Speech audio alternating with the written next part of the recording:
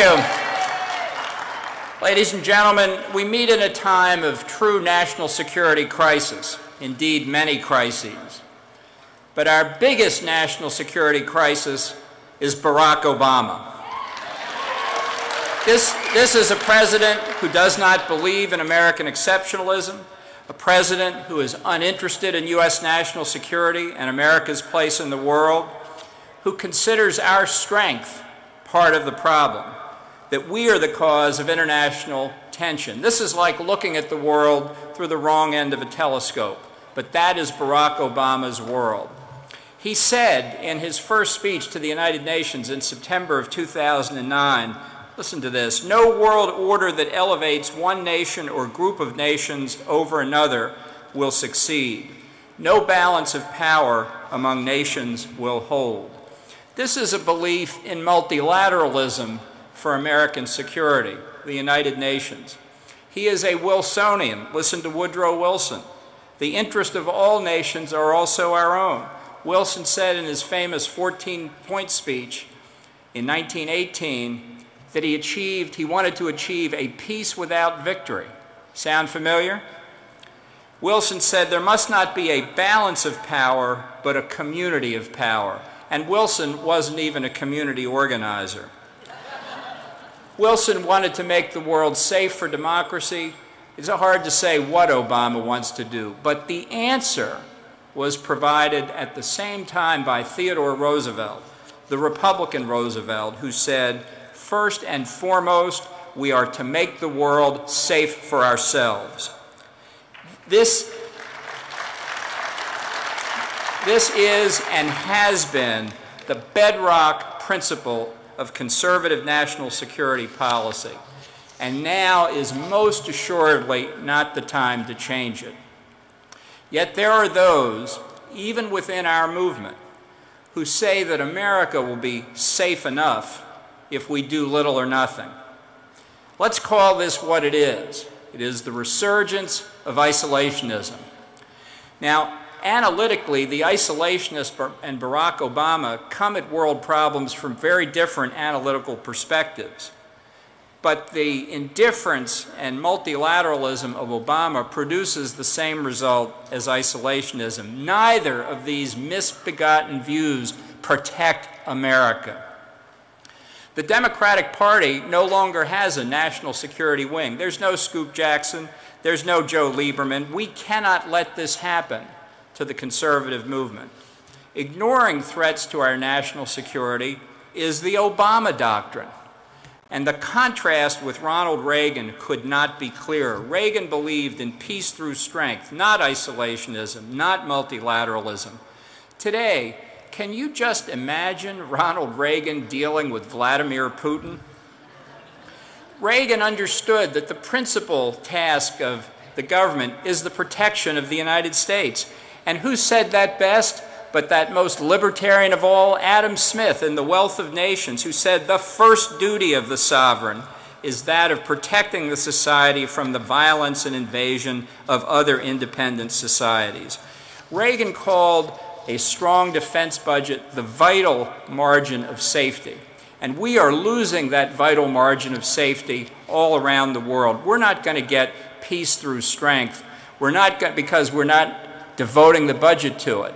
But we're not going to get peace through weakness either. We're going to get what we see today in the Ukraine, where Vladimir Putin has a strategy and Obama has nothing, where Putin has a growing defense budget and ours is shrinking. Look at the Middle East. Russia's puppet, Assad, is still in power. In Egypt, Russians are selling weapons to the Egyptian government for the first time since the early 1970s, threatening our best ally in the region, Israel. Iran, working with Russia and running rings around Obama, Clinton, and Kerry in nuclear arms talks. In Latin America, we see Russia reestablishing influence in Cuba and in Venezuela, threatening our own hemisphere. And it's not just Russia that's the problem. In China, you've got a major military buildup going on, building their first blue water naval capability, ladies and gentlemen, in 600 years, while Obama scoffs at our declining Navy. We've got a Chinese nuclear and ballistic missile program growing every year. China has the best cyber warfare capability of any country on Earth and anti-satellite weapons that can blind us. The threat of nuclear proliferation from Iran and North Korea, threatening our friends and allies, threatening us here at home by this progress toward a nuclear weapon capability. And the threat of international terrorism, which the President doesn't want to believe in, won't announce that it's a war, couldn't care less about. Indeed, terrorism and the threat of nuclear proliferation go together. When al-Qaeda struck the United States on 9/11, we didn't hesitate to overthrow the Taliban regime in Afghanistan. But what if Afghanistan had had nuclear weapons? It would have been a very different picture. If Iran gets nuclear weapons, this country, the central banker of international terrorism in the world, will have impunity to strike with terrorist attacks all around the world, including in the United States. You know, Obama's Director of National Intelligence just testified a few weeks ago that the terrorist threat today is the same as it on 9/11. And we can see it where the black flag of al-Qaeda flies again in Ramadi and Fallujah in Iraq, where we press our ally Israel to make concessions to the Palestinians and threaten Israel with a third intifada if they don't do it. But worst of all is Libya. Libya is the paradigm of the Obama doctrine's failures. The attack in Benghazi on September the 11th, 2012 was a direct attack on the United States. You know, overseas, a president's personal representative is our ambassador. So the killing of Christopher Stevens was not just the murder of an American citizen, it was the murder of the president's personal representative in Libya.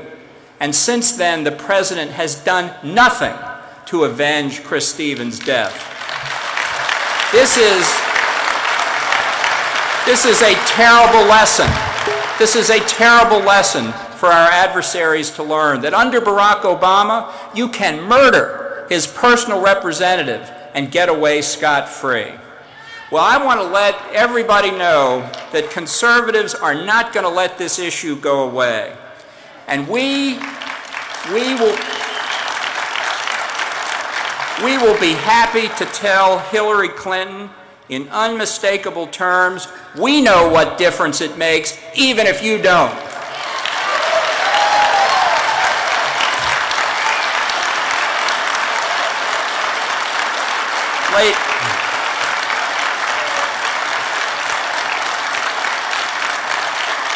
Thank you. Ladies and gentlemen, conservatives need to take this year and the next two to mobilize the overwhelming majority of Americans who believe as we do.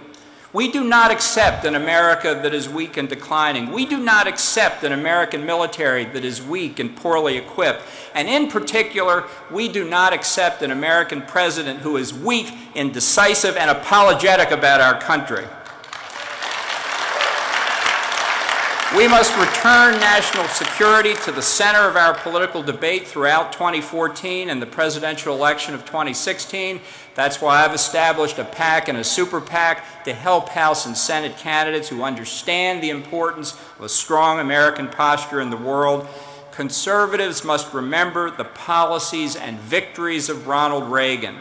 We can and must replace the Obama, Clinton, Kerry, Biden doctrine of drift, decline, and defeatism with a Reaganite foreign policy. That is the key to success this November and in 2016, and that is the key to ensuring America's freedom and security in the years ahead. Thank you very much.